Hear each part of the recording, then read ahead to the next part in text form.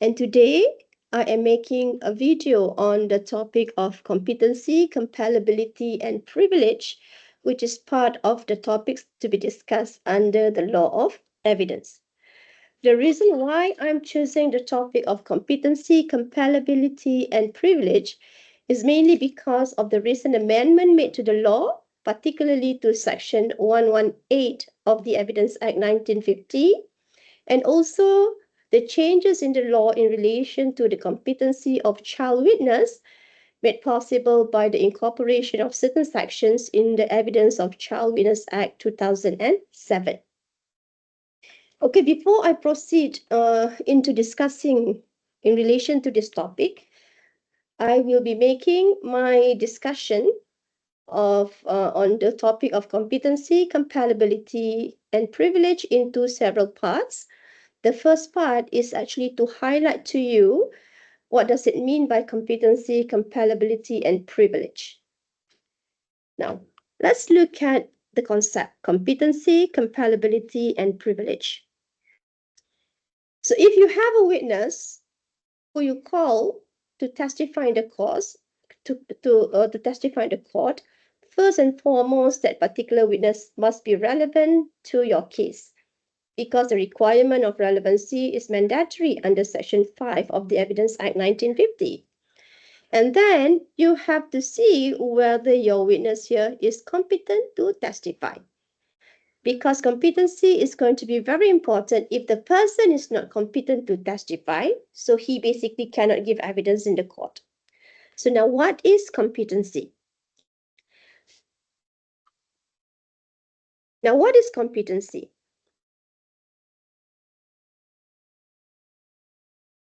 The law on competency basically is found in Section 118 of the Evidence Act 1950.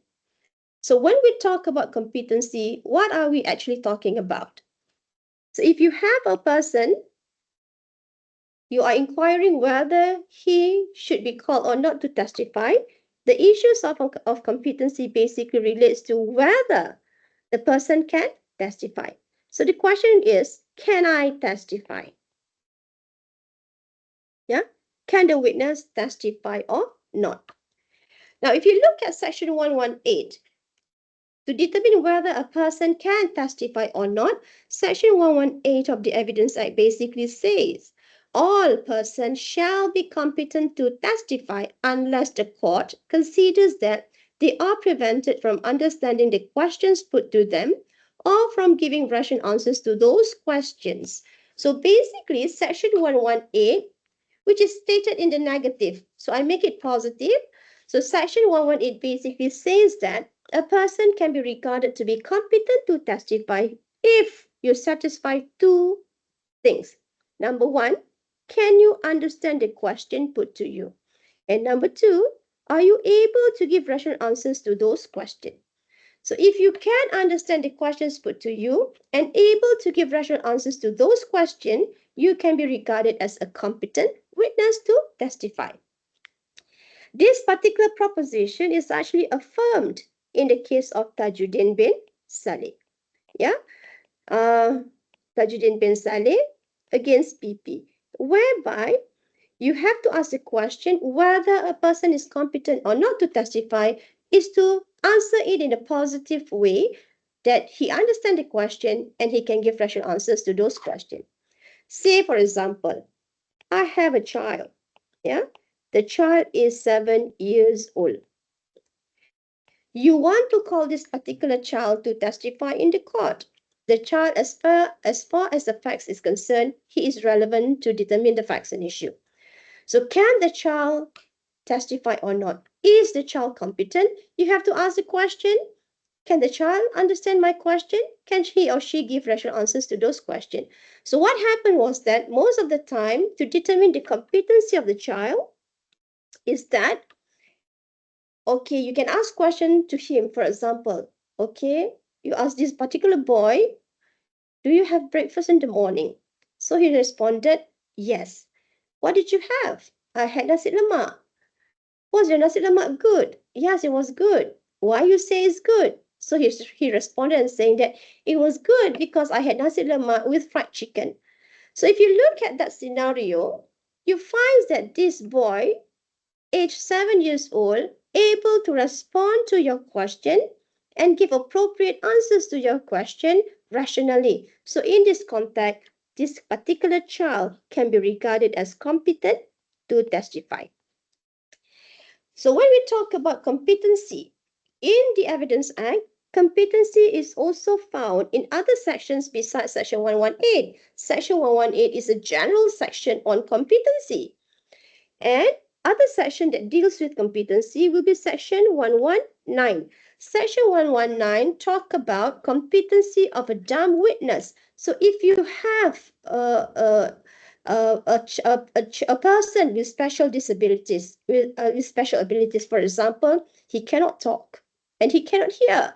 So this particular person, can he testify or not? Section 119 says yes, they can testify. So if you have a child who is dumb, cannot talk, and cannot hear, she has been raped. Should you call her to testify in the court? Again, by applying Tajuddin and by applying the spirit of Section 118, you ask the child a question, and if she can respond to your question, perhaps by sign language, and she can respond to your question rationally, then she is competent to testify. Another section that deals with competency is Section 120. Section 120, basically the first part, Section 120 sub 1 and 120 sub 2 talk about competency of a spouse, to give evidence against the other spouse. Section 120 sub 1 deals with competency of a spouse to give evidence in civil proceeding, and 120 sub 2 deals with competency of a spouse in criminal proceeding. So basically, if you have, say for example, your husband commit murder, your husband commit murder, and you are the witness. So you are the prosecution witness. You saw your husband hands stained with blood when he reached home. Then will you be competent to testify? To testify in the court, maybe as to the time when you saw your husband reach home and the fact that you observed the blood on his hand. So this evidence will be relevant. When you talk about relevancy, of course, time, it is under Section 9. So your observation may be under Section 7. So you are relevant. Are you competent? You go back to Tajuddin bin Sadi. You go back to Section 118. Can the wife answer the questions? Can the wife be asked a question, understand the question, and can the wife answer the question rationally? If your answer is in the positive, then the wife can testify.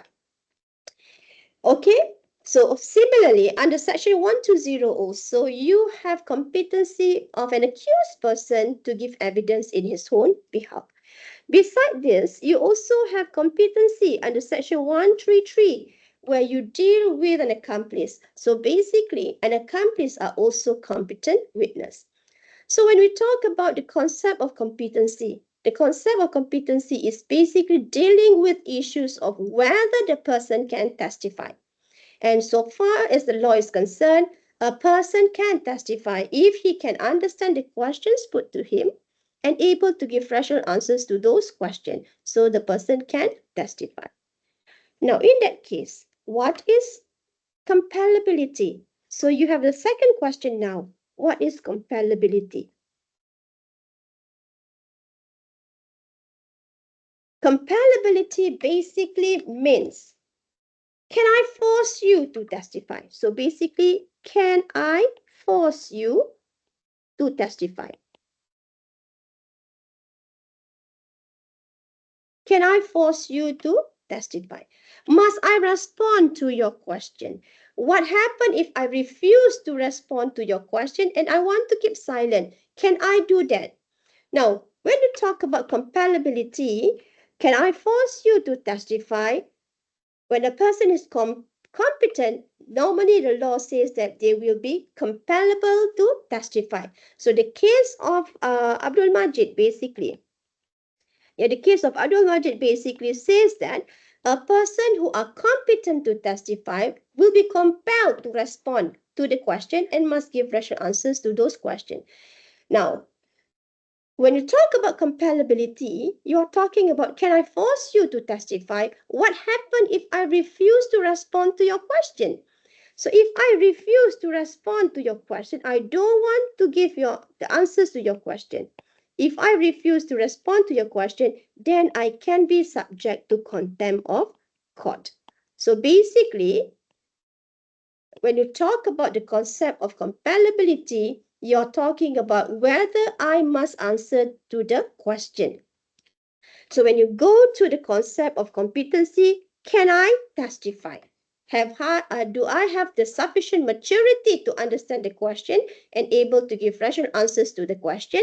So if I can, then can I be forced to testify? So am I compelled to testify? Must I answer you? So basically, when we talk about the law on compellability, all right, whenever a person is competent to testify, they will be compelled to respond to the answer, to respond to the question and give answers. If he refuses to respond, then it will be subject to contempt of court.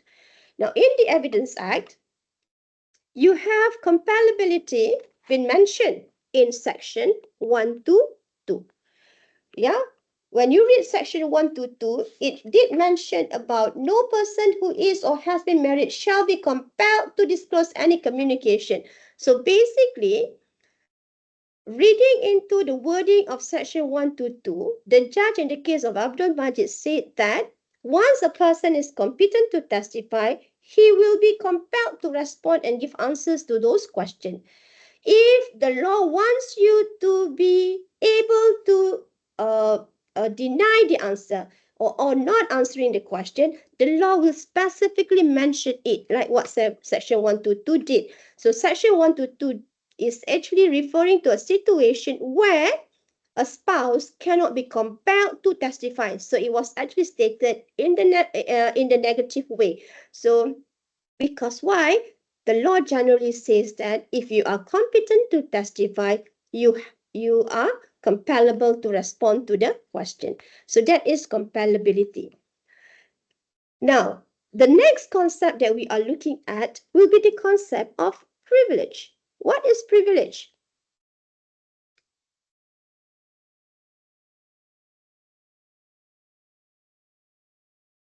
Now, what is privilege? The privilege is actually referring to the concept where, well, the law allow me not to respond. I am competent to testify. You can force me to testify, but the law allow me not to respond to your question. So you're talking about the law allow me not to respond to your question. So why the law allows you not to respond to the question? Because you are basically privileged. You are basically privileged.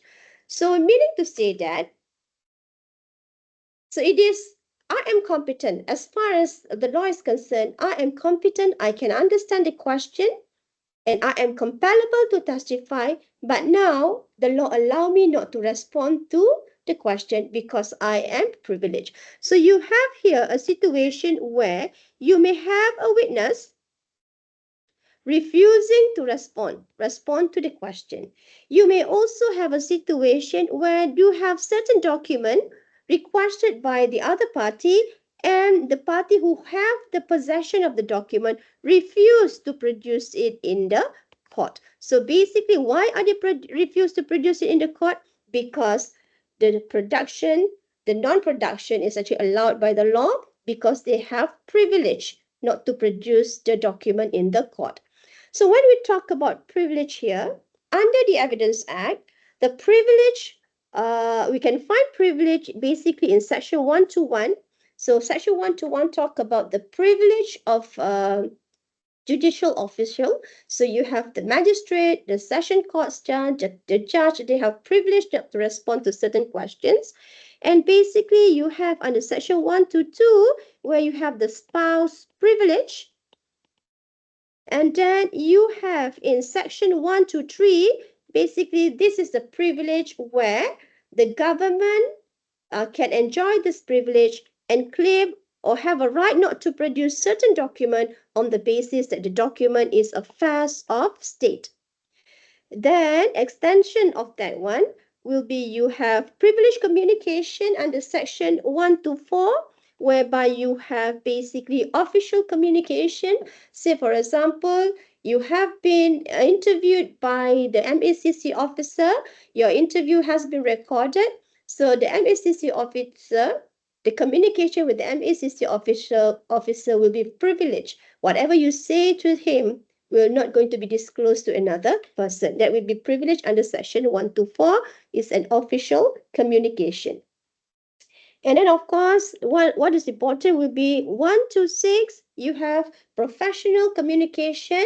So this will be privileged and will be enjoyed between client and the solicitor. So this will be privileged. And also, the law on privilege, we are looking into section 132. So section 132 relates to the law against self-incrimination. So if you are called to give evidence, so section 32 deals with privilege, maybe of an accused person or whoever witness when they are testifying in the court can or not. Is it okay for them not to respond if the questions given resulted in me making an answer which is self-incriminating? So section 132 here is in relation to self-incrimination. Yeah, in relation to self-incrimination. So basically, for self-incrimination, the law in Malaysia is that whether you like it or not, whether your answer basically open you to maybe criminal liability for it shows that you an accomplice, it may shows that you take bribe. The law on self-incrimination in Malaysia is that you have to respond. You cannot rely on privilege of self-incrimination. So our position is slightly different from the one in the common law in the sense that in Malaysia, if you are asked, even though your answer is self-incriminating, you have to respond. So this will be privilege. Now, so these are the three concepts that we are going to look at. Bear in mind that the first one, that is the concept of competency. Every adult in Malaysia are deemed to be competent to testify. Why are they deemed to be competent to testify? So if they are deemed to be competent to testify, it means that there is no need for the court to determine competency. You imagine, for example, the case of 1MDB. So they may have like 50 witnesses. So 50 witnesses, if each and every one need to be determined as to the competency, you have to ask questions whether they understand the questions and able to give rational answers or not. This will unduly make the trial time extended. So that's why the law basically make a presumption that all witnesses are deemed to be competent to testify, especially when you are dealing with adult witness. Now, having said that, if you read section 118 of the Evidence Act, section 118 of the Evidence Act basically says that all persons are competent to testify. However, section 118 basically have highlighted certain people that may have competency issue. So if you read section 118, bear in mind that section 118 has been amended. The old version of section 118 categorized children to be persons who have competency issue. But the new amendment to section 118 says that the person who have problem with competency are those who are extremely old. Yeah, who are extremely old, or person who suffers from disease of body and mind. So basically, under section 118, these are the person that may have problem of competency. The word tender years, which was there in the earlier version of section 118, has been taken out. What does it mean? It means that children, they are no longer person who have some competency issue, because now the children, when you look into section 2A of the Evidence of Child Witness Act 2007, the law has presumed them to be competent. Okay? All right. So for this lecture, I'll just explain to you the meaning of competency, compellability, and privilege. I will continue the next part on competency in the next lecture.